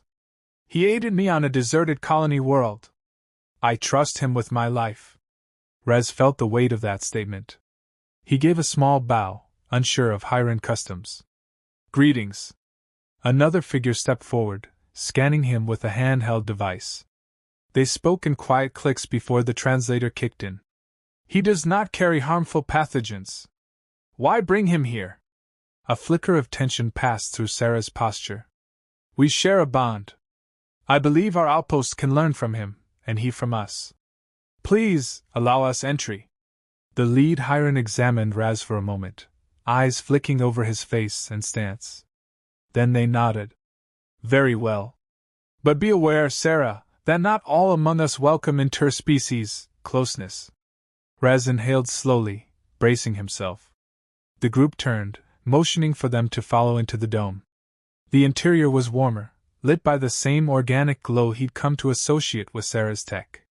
Hallways curved gracefully, branching into labs, communal areas, and what appeared to be living quarters. He noticed subtle differences in each Hiran he passed, varied patterns of luminescent lines, different shading of skin or plating. They were taken to a central chamber. A slender Hiran with a commanding presence waited, flanked by two others. Once again, Rez felt the translator struggle to parse the layered harmonics of their speech. Sarah bowed. Elder Raish. I return with knowledge gleaned from the human colony ruins, and a ally. The elder's swirling eyes appraised them. We sense a shift in your aura, Sarah. You have changed. Sarah's gaze flicked to Raz, a tender smile ghosting her lips. I have. The elder regarded Raz with measured neutrality. Human, if you wish to remain, you must respect our ways. We are engaged in crucial research. Hiran do not thrive on conflict. We unite knowledge to safeguard our future. Raz bowed again. I understand. I'll do what I can to help. I'm an engineer, maybe my skills can be useful. A chorus of murmurs arose. Some were intrigued, others cautious. Eventually, the elder gestured for them to approach. Then welcome, in principle. We shall see if your presence weaves into our harmony. Over the next days, they integrated into the outpost's routines. Sarah and Raz shared data they'd gathered, including the salvage from the human ruins. Some Hyran scientists pored over it eagerly, seeking insights into Earth's mistakes. Others kept their distance, eyeing Raz with skepticism. Despite the undercurrent of tension, Raz found solace in Sarah's unwavering support. She guided him through Hyran customs, softly humming greetings, gentle touches of the forehead in place of formal handshakes. He learned to read the subtle shifts of color in their lines, which conveyed emotions sometimes absent from their words. At night, they returned to quarters assigned to them, a single room with smooth walls and a softly pulsing glow. They were told it was unusual for an outsider to share a private chamber, but Sarah had insisted. Raz sensed the outpost's leadership had grudgingly permitted it out of respect for her accomplishments. And perhaps curiosity, they likely wanted to observe the progression of this taboo relationship. Through it all, the question of the Hyran bonding ritual remained unspoken but present. Sarah introduced him to some Hyran cultural texts, readouts of the merging process. He felt both fascination and fear. The intricacy of it was staggering. More than just a physical act, it involved the exchange of neural and emotional patterns, forging a near-telepathic link. It was said to create a new synergy, irreversibly tying the participants together. Late one evening, after a tense day of fielding suspicious stares, Raz sat with Sarah on the cushions that served as a bed. She traced the lines of his face gently, reading his tension. "You worry about their approval," he sighed. "Some of them look at me like I'm an infection." "I get it, they're protective of their culture." She nodded. "I was prepared for this. Our species is still healing from diaspora. Many fear that mixing with outsiders will weaken us further. But I believe the opposite, it can strengthen us." He took her hand, lacing their fingers. "Thank you for believing that." He paused, studying her luminous patterns. "Sarah, about the bond.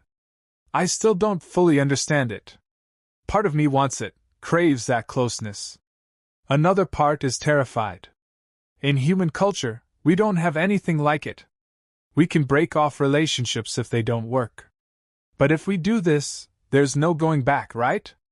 She pressed a palm to his chest, feeling the thrum of his heart. "Correct. It is not reversible. If we separate after the merging, we would each carry a void, a phantom pain where the other once resonated." Her eyes shone with gravity. "I do not suggest it lightly." He swallowed hard. "But you want it?" A faint flush colored her cheeks. "Yes. You have shown me trust, shared your pains, worked beside me without judgment. I have come to love you, in the way we Hyran define it, deep empathy and devotion." She exhaled.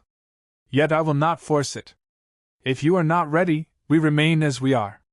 His heart twisted, a medley of tenderness and fear. He recalled the betrayals of his past, the walls he built around his heart. And here was Sarah, offering a bond that would eclipse any vow he had ever imagined. "Sarah," he began, voice thick.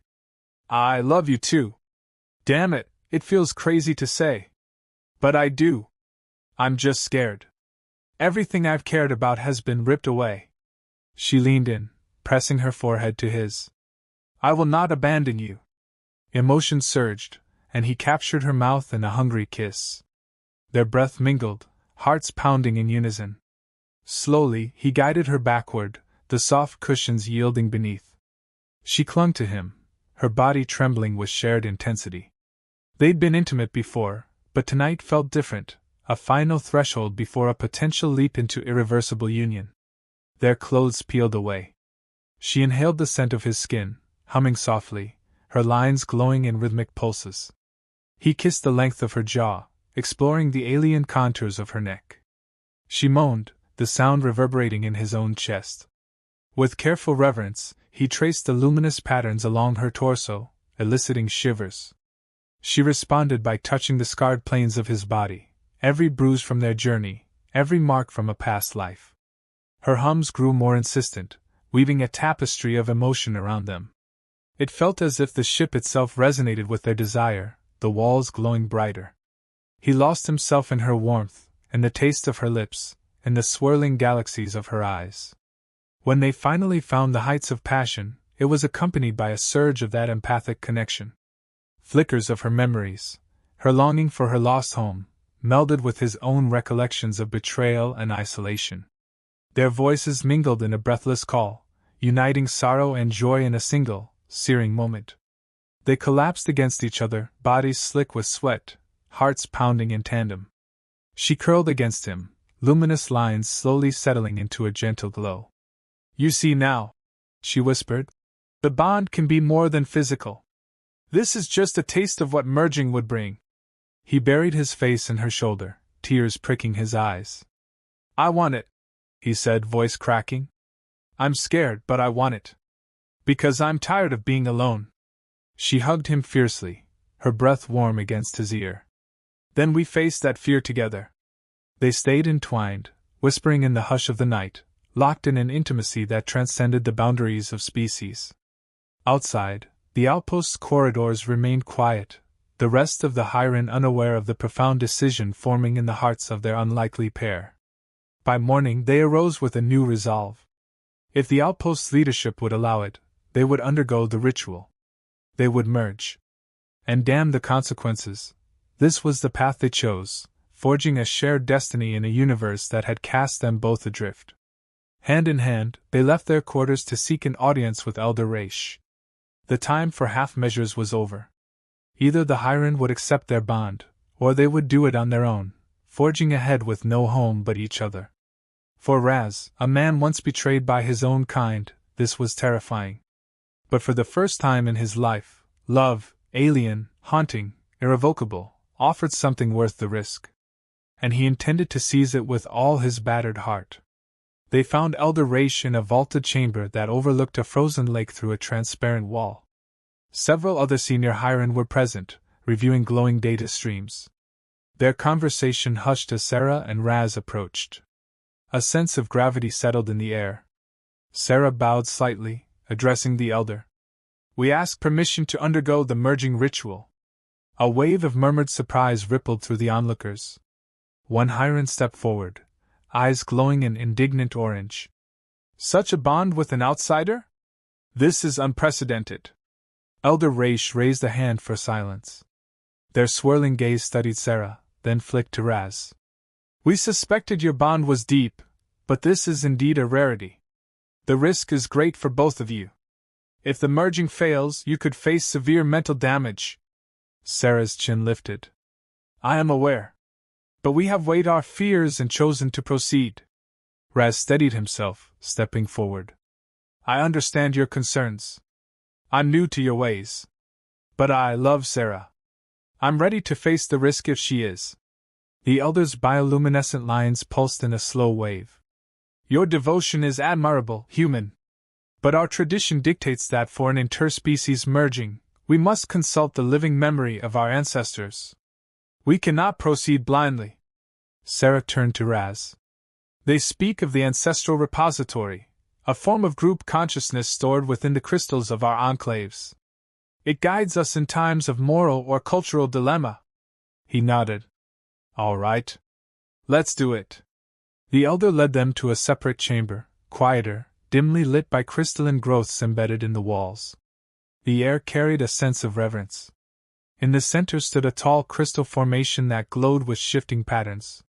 Surrounding it were smaller crystals, arranged like a star map. Another senior Hiren, introduced as Keeper Lathan, explained the process. "Place your hands on the central crystal. Open your minds. The repository will probe your intentions, your emotions. If it deems your bond pure and sustainable, the path to merging will be granted. If not, you may face disorientation or even rejection sickness." Raz swallowed, glancing at Sarah. She offered a reassuring nod. Together, they approached the central crystal. Its surface felt cool and smooth, pulsating with faint luminescence. Sarah placed her left hand on it, he placed his right hand. Their free hands found each other, fingers interlacing. A hum rose in the chamber, and the crystal brightened, casting dancing lights across the walls. Raz's heart pounded, fear and hope colliding. He felt a subtle tug at the edges of his consciousness. A swirl of half-formed impressions flashed, fragments of Hiren history, glimpses of cosmic vistas, ancient tragedies. Then it dove deeper, brushing against his memories. Childhood joys, heartbreak, the betrayal he'd suffered, the solitude of scavenging. The intensity made him gasp. He sensed Sarah beside him, her presence a luminous thread in the mental tapestry. The crystal probed her as well. He felt the weight of her diaspora, the loneliness of exploring the galaxy in search of meaning. Scenes of her training, her close bond with her enclaves, her devotion to preserving knowledge. A swell of affection rushed through him. How could he not love someone so determined to heal her people's wounds? A final surge of energy enveloped them, and the crystal glowed a fierce white. Raz clenched his jaw, bracing for something cataclysmic. Instead, the light receded, leaving him breathless but intact. He blinked, noticing the watchers' expressions of stunned amazement. The elder stepped forward, lines shimmering. "You have been deemed compatible," the elder announced. "The repository acknowledges your union as a potential catalyst for greater understanding. It is unprecedented, but not forbidden." Sarah's eyes shone with relief, swirling patterns reflecting her joy. She squeezed Raz's hand. He exhaled a shaky laugh, hardly believing it. "So we can do the ritual?" he asked. Elder Raish nodded. "Yes. Prepare yourselves. Keeper Lathan will guide you. We hope this alliance proves beneficial to both our peoples." Sarah bowed in gratitude, and Raz managed a clumsy imitation. The watchers parted, allowing them to leave. They moved through corridors, hearts pounding in unison. At last, they reached a secluded antechamber. Keeper Lathan followed, addressing them in soft tones. "The ritual of merging involves a special solution derived from our ship's biosynthetic matrix. It fosters a deeper neural link. You will share breath, fluid, and memory. The process can be overwhelming. Are you certain?" Raz and Sarah exchanged a glance. He squeezed her hand. "We've come this far." Sarah nodded, determination in her eyes. "We are certain." The keeper opened a compartment in the wall, withdrawing a small, glowing vial. "This fluid is introduced through direct contact at the base of your skull. Your lines, and in his case, his neural pathways, will temporarily open. You must remain connected physically, skin to skin, for the link to stabilize." Raz's pulse hammered. He recalled Sarah's earlier warnings. There was no turning back. Yet despite his fear, a calm certainty spread in his chest. He met Sarah's gaze, saw the same resolve mirrored there. They disrobed to the waist, exposing the skin of their shoulders and necks. The keeper approached, carefully applying the fluid along the luminous lines at Sarah's nape, then a narrower line at Raz's spine. He shivered at the cool sensation. Sarah drew close, pressing her chest to his, her arms wrapping around him. He held her, breath quickening. A tingling spread from his spine, creeping upward into his skull. A faint luminous glow shimmered along Sarah's neck and across her arms, bridging onto his skin. He felt an electric jolt of panic. What if this was too much? But then he heard Sarah's voice in his mind, gentle and reassuring. "I'm here. Don't fight it, *." He closed his eyes, focusing on her presence. Gradually, the panic receded, replaced by an expanding awareness. He felt her heartbeat merge with his, their pulses aligning. Memories of her childhood blossomed in his thoughts, as vivid as if they were his own. He saw her playing among Hyran children in a biodome, then glimpsed her tearful departure when she enlisted in an expedition. Overlapping that, Sarah experienced his earliest joys, learning to tinker with machines alongside an absent-minded father, the heartbreak of discovering corporate corruption as a young engineer. They gasped in unison, the intensity almost unbearable. But they clung to each other, forging onward.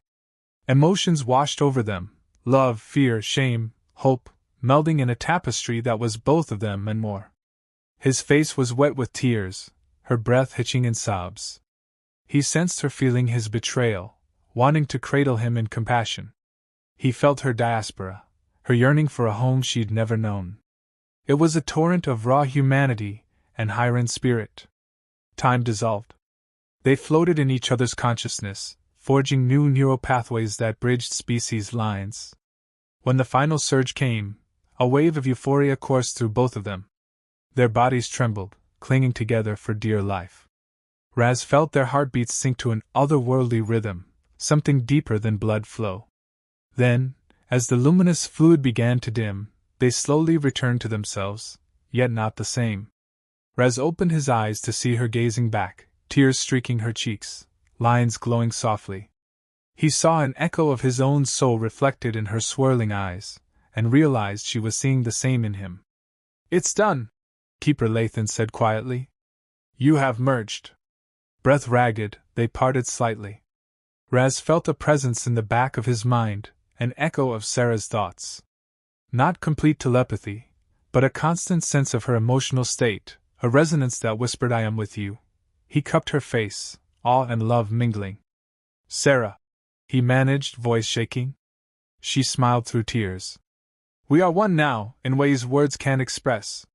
The keeper offered them garments to cover themselves. Raz noticed that the watchers in the corridor had stepped back, giving them privacy. The hush in the antechamber felt profound. With Sarah leaning against him, he felt an unbreakable bond forging their future. He sensed her love, her acceptance, her fierce protectiveness. And she would sense the same from him, his loyalty, his raw longing to belong. Elder Raish entered quietly, lines glowing with muted wonder. "You succeeded. How do you feel?" Raz let out a trembling laugh. "Overwhelmed. Complete. Terrified, but not alone." Sarah spoke, her voice resonating with a new depth. "We stand together. The ritual is not simply a vow, it's a living connection. We share more than words now." The elder inclined their heads solemnly. "May this union guide us toward understanding. You are the first of our people to bond with a human in this way. There will be those who object, but the repository has sanctioned it. We must respect that." Sarah and Raz bowed in unison, a surreal harmony in their movements. He felt a ripple of respect from the surrounding Hiran, some wary, some intrigued. A new dawn had arrived, forging a link between species that had once been strangers. In the following days, they navigated the outpost with heightened senses. Raz could pick up on Sarah's mood without a word. She, in turn, knew exactly when he needed reassurance. They resumed their work, helping with research, exploring the nuances of their bond. And each night, behind closed doors, they discovered new layers of intimacy that transcended anything he thought possible. Their lovemaking became a dance of shared emotion, their bodies and minds fusing in an unbreakable tapestry of trust. Slowly, the outpost's inhabitants warmed to them. Some even approached, curious about the merging process, hoping it might spark new possibilities for alliance with other species. Raz found himself speaking about Earth's culture, flawed as it was, and exploring how Hiran ways might complement human innovation. They formed a small circle of forward-thinking individuals, discussing the potential for joint ventures. A fragile optimism spread. Yet they also heard whispers of dissent, those who deemed the interspecies bond an aberration, an unnecessary risk. Sarah and Raz steeled themselves, knowing acceptance would not come overnight. But they clung to each other, forging a united front against skepticism. One crisp morning, as they walked hand in hand through a greenhouse dome that nurtured alien crops, they paused by a vine of glowing fruit. Sarah plucked one and handed it to Raz. He bit into it, tasting a sweet, tangy juice that made his tongue tingle. She watched him with amusement, reading his delight through their bond. In that moment, the shared sunrise casting brilliant light across the dome, Raz realized he had found something worth every risk: love, belonging, a purpose beyond salvage. The haunting loneliness that once defined him had found refuge in Sarah's embrace, and he, in turn, offered her a bridge to an outside world that might one day accept the Hiran. They were bound irrevocably, symbiotically, forging a destiny that merged their two hearts into one unstoppable force. As she reached up to stroke his cheek, the swirling lines on her skin resonated with the quiet hum of the outpost's life support systems. He sensed her grateful contentment. She sensed his abiding devotion.